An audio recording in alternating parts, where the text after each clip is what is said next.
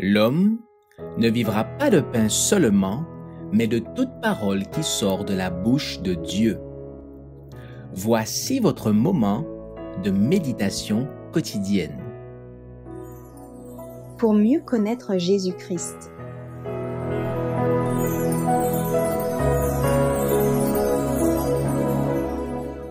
Comment jouir déjà du ciel le 30 mars, lesquels nous assurent de sa part les plus grandes et les plus précieuses promesses, afin que par elles vous deveniez participants de la nature divine, en fuyant la corruption qui existe dans le monde par la convoitise. 2 Pierre, chapitre 1, verset 4.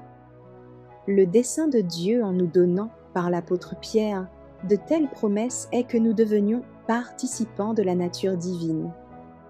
Nos dispositions terrestres et mondaines doivent être transformées pour devenir célestes et divines. Le ciel ne serait plus le ciel, ni pour vous ni pour moi, si nos goûts, nos méditations, notre tempérament n'étaient pas semblables à ceux du Christ.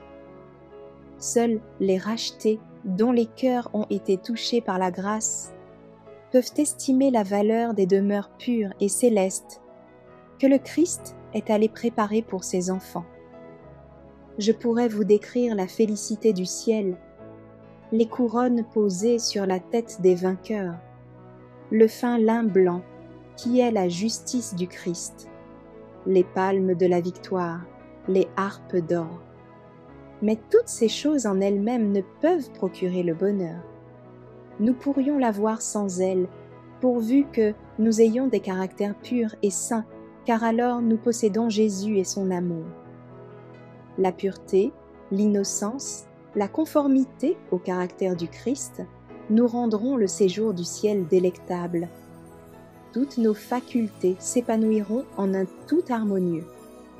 Un bonheur parfait ne peut exister que dans un cœur où règne le Christ. Le Christ est venu dans ce monde pour mourir, lui juste, pour des injustes, afin d'ennoblir, d'élever des hommes et des femmes et d'imprimer son image sur eux. C'est pourquoi son esprit lutte avec nous, afin que notre vie spirituelle acquiert vigueur et perfection. Nous ne devons pas conserver une seule de nos dispositions au mal. Si nous participons à la nature divine, nos tendances mauvaises, héréditaires ou acquises sont vaincues, et nous devenons une puissance pour le bien. Au pied du divin Maître, nous coopérons journellement avec Dieu en surmontant les tentations de Satan. Dieu et l'homme œuvrent ensemble afin que ce dernier puisse être un avec le Christ, comme le Christ est un avec Dieu. Alors, nous sommes assis ensemble dans les lieux célestes en Jésus-Christ, notre esprit reposant en lui avec assurance et dans la paix.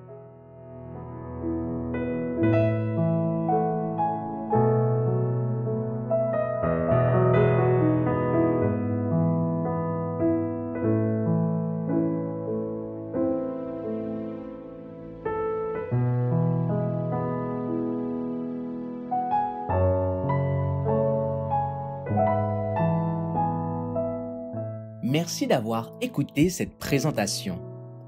Assurez-vous de nous rejoindre demain pour votre moment de méditation quotidienne avec lereste.org.